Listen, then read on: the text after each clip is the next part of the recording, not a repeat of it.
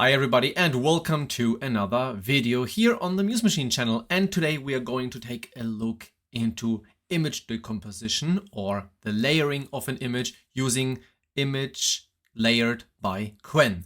Now this model has been released I think around Christmas or so, and I think now a month later we are able now I think to create a small workflow or some tutorial how to use this layered image part, and also to see where the limitations and how or what kind of use cases we can actually do with this layered image model. Now I think in the future we will also create a workflow with more sophisticated parts afterwards, so creating a bigger one where QWEN Image Layered is like the foundation of our workflow. But today we are simply focusing on the decomposition part and see what the different nodes are actually doing. So without further ado, let's get started. And in today's video, we are going to start with the case sampler from the very center, where I just loaded now the model here. Not the model, the node. And for QWEN Image Layered, we have to set up some settings here for the steps and the CFG. The sampler name and the scheduler, they can remain to Euler and simple. But I will talk with you a little bit about the steps and the CFG just in a moment to talk with you where are the limitations, what are the recommendations. First of all, what we need to do is we need to have a model. And as always, we need, or not as always, but similar as we needed in our Z-Image Turbo, we need the model sampling aura flow, where we are then taking the value to 1, and then we need to load the diffusion models. And the diffusion models here are the QWEN Image Layered BF16. If you have a lot of VRAM, you can also, with a 4090, you can also use this one, but then you need to set down the resolution maybe to 512 or so. But you can also use the smaller model that is only half the size, with the FP8. Both models are, the link is in the descriptions. We simply click on this, and then we can work with these models here. In the next step, we need, of course, a clip model, something that encodes the prompt, for example, into something mathematically that can be, or something that is represented, that can be understood by the case sampler. And first of all, we are going to copy paste these two clip text encoder. Now, I deleted it, unfortunately, and there will be both part of the positive and negative part. However, the prompts, you do not need to write down any text prompts. Yeah, you can, but you don't have to. The thing is that the point is that if you have a rather simple image, like the image we will talk about today, then the decomposition looks quite well already with the, let's say, default workflow without any text prompt. Now, if you have an image with a more complex composition where one object is obstructing the other one, or something is in the shadows or in different, let's say, depth in the background, then some kind of prompt could help the model to decompose it more easily. Yeah, so it's really up to you to see how it behaves, how it performs. Now, both clips and clip encoders, they need, of course, a loaded model. So we take the load clip part. And here we will take the QWEN 2.5 VL7B model. Also, the link is in the description. Just download it into the corresponding folder. And we need to put here the type as the QWEN image. Now we connect both parts. And now theoretically, you would say, yeah, okay, cool, nice. So we can simply connect it to the positive prompt. Not really, because the image itself has to be part of the decomposition. Of the decomposition part of the text, of the encoding part itself. Now I cheated a little bit, and we have here already the image here on the left side. And this image is based on this image here. An image I took from Wikipedia, a small a poster in the style of, I don't know, what was this name again? Toulouse. I will have to check it afterwards. A French artist in the beginning of the 20th century who created this kind of style for the posters. So most likely I will already write down the name of him in the video, because we have to give the people, of course, the credit. Now, what we can do next is we have to connect the conditioning with the image part. But for the image part, we have now 1024 times 1024 pixels. As I told you, I took the image. This is not 100% the original image because I took the image, put it into QWEN VL, created a prompt, and then I used ZImage Turbo to create this image because I wanted to have a square image basically. You don't have to, but I just did it. Now, first of all, I want to reduce the size a little bit, so we can scale maximum image scale to max dimension. There we are.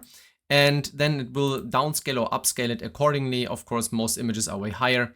I take 512 here as the maximum dimension, so the square sized image will be reduced by a factor of 4. And this is not because of QWEN Image Layered cannot work with higher dimensions. The point is more like that my computer is limited in this regard. Now we need something that is called latent, no, not latent composition. Where is it? Just give me 1 second. It is called the, okay, there are a lot of different nodes. It is reference latent. I almost forgot the word. Now we have the reference latent and we put the conditioning part here first. We copy paste it here as well. And then we need a latent representation of our image. Now this of course does not work. The latent, I talked with you about it in the last videos. This is more like the compressed representation of the image. So what do we need to do? We need of course some kind of variational autoencoder that encodes the image and later also here in this part decodes it after the case sampler. So we need to load a VAE. And this VAE is also has a special VAE for the QWEN Image Layered part, and we have here this one. The link is also in the description. So what we can do now, we can now encode the image. So VAE encode, there we are. We have the pixels, this is basically the image, and we have the VAE, and the latent image goes into both reference latent nodes. Now we can simply connect them now with the positive part and the negative part, and we are almost there. Now for the latent image input, of course, yeah, you've seen it in ZImage Turbo, so we use mostly the empty SD3 latent image or so, but here in this regard, we need something, a special node that was created for QWEN Image Layered, and it's called QWEN latent, where is it? Empty QWEN Image Layered latent. Yeah, so the very first item here, you see it's part of the Comfy core repository. So basically there's no need in creating, there's no need in downloading any new extensions. Also, everything is in the base part. Now we want to, of course, to have the resolution as we have it from the image here based on the scaling. So what we can do, we take, not a node, an edge from the image output, and we search for get size. And here Comfy core get image size, also part of the core node repository. Let's say we take the image as an input. We get the width, the height, and the batch size. We simply layer or decompose one image. So we take the width to the width, the height to the height. And the funny thing is now that for the layers, you can decide how many layers you want. So it's not like the AI model will decide for itself how many layers there are. But I already played around a little bit, right? So we have like one image, and I would say maybe the woman is one layer, the cat, also the logo, the text, maybe also the text with the stars, and also the city itself, maybe even the white background itself. Maybe even a layer could also be the water or so, or even here the small bush in the along the lake. Now I said, well, let's take like 5 layers, and I already know that the results are pretty nice because I want to have the woman and the cat and the logo and the text being extracted. Now we take the latent here to the latent image.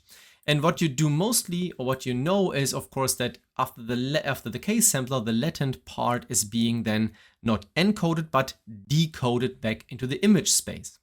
However, QWEN Image Layered is not creating one latent image, it is creating the different layers. So we have like also, let's say, a multi-dimensional representation of an image embedded into multi-dimensional array. Yeah. So for the designers of you, it doesn't really matter.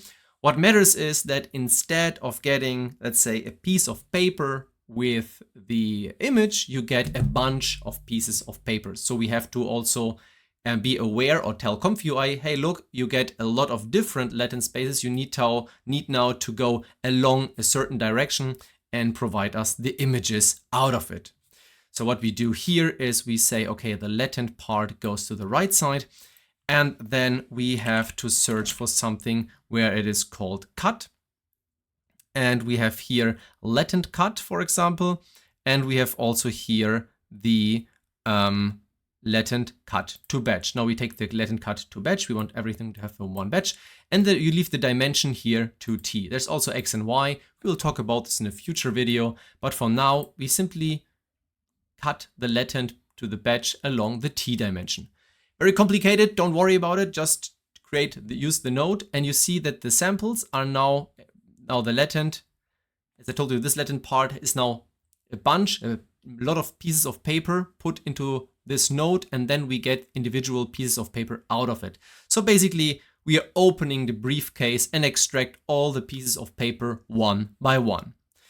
Now finally we can go and take the latent part and decode it back into something that is, I would say, human readable, like an image, right? The VAE part, as also in ZImage Turbo and other models, we need to connect this with the load VAE part, and we are basically done. This is our QWEN Image Layered workflow. To be very honest, also I am sometimes a little bit confused by the wording with the reference latent and also with the empty QWEN Image Layered latent. The thing is that this technology is a little bit newer, right? So if you build the workflows, of course you have also your templates already out there, then yeah, it's not really set up in my brain, let's say, like the other workflows, but yeah, the time will help, of course, and more experience and usage will also help as well.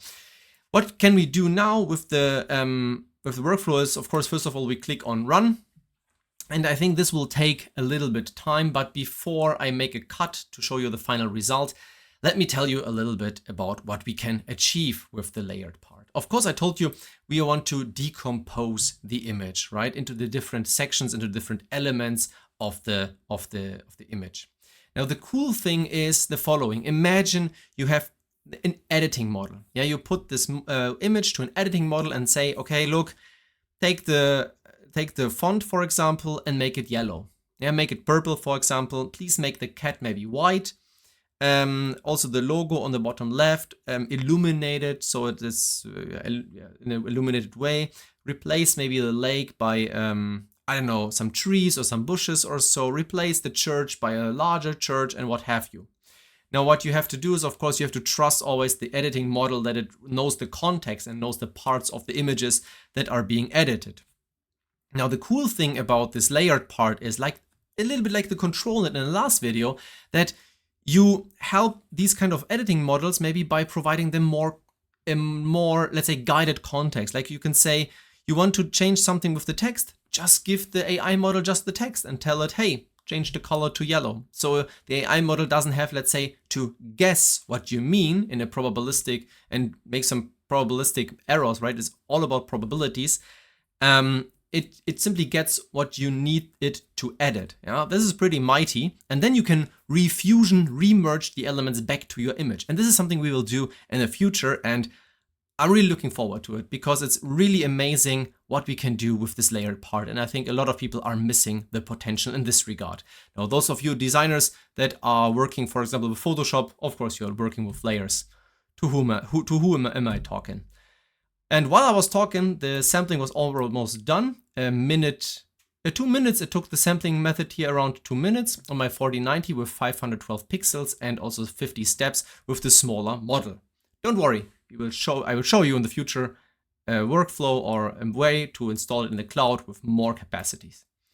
Let's go here to the preview image. As always, this is something that is being done by ComfyUI in the smallest way to represent everything. And here, let's go step by step through the images. Now, this is our original image.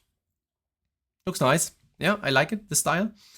And then we can click to the next one and we see it's basically removed.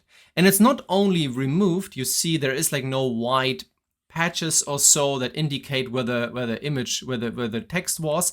you see that it has been replaced by something has been generated there. And of course, if you look closely, it's not perfect, right? Here you could say, hey, there could be some grass. Here, maybe it's very unlikely that there is a stone, there should be a house or something, but this is something for the editing in the future to improve it, of course. And remember, we are using 512 pixels with a smaller model, so it is limited indeed. The next part is, for example, the text. Yeah, this looks really nice. We can now work with the text with the editing model and simply, for example, say, hey, remove all the stars or so. Yeah, we can also take here the woman and say, hey, replace the color of the hat or remove the hat or whatever. Or we can also take a look here at the cat. It worked also perfectly. Yeah, make it maybe, yeah, change the color of the cat, maybe, I don't know, with orange stripes or so. The same thing also with the logo, and then here the entire picture again.